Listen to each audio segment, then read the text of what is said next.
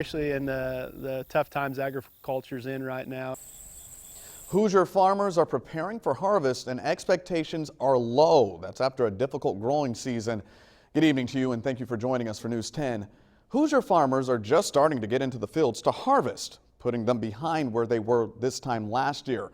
Yield projections don't look good either. Experts are saying this could be the worst year for Hoosier farmers since the drought in 2012. News 10's Heather Good spoke with an Indiana farmer about this year's harvest. She has more in a live report. Ron Drown, to the average person driving by, this year's corn crop doesn't look too bad. But if you go deeper into the field, a farmer I spoke with says you'll see why this year's harvest could be the worst in several years. If they all looked like that, this would be a very good year. Corey, Indiana farmer Dwight Ludwig says it's been a difficult year. Hoosier harvest season is underway, but growers across the state are behind. Fewer crops have been harvested compared to this time last year. We'll be getting started here in the next day or two. We got some soybeans that are ready to harvest.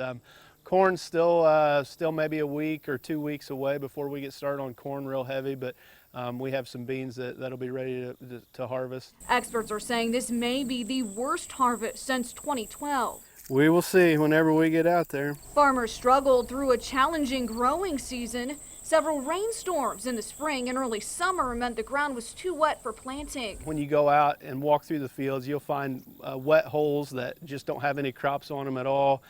We've been fighting disease pressure all year. We've been fighting insect pressure all year, and just all that added up, it's going to be a pretty poor yielding year. According to the U.S. Department of Agriculture, combined corn and soybean production is expected to be down 20% from last year. I think we'll probably be under average, maybe even significantly under average. Now, I asked Ludwig how this year compares to the drought in 2012. He says back then farmers knew harvest wasn't going to be good because they could look at the fields and see the corn hadn't gotten very high. Now this year things are different. He says he won't know how bad things are until he actually gets in there and sees where things didn't grow. Live in Vigo County, Heather Good, News 10.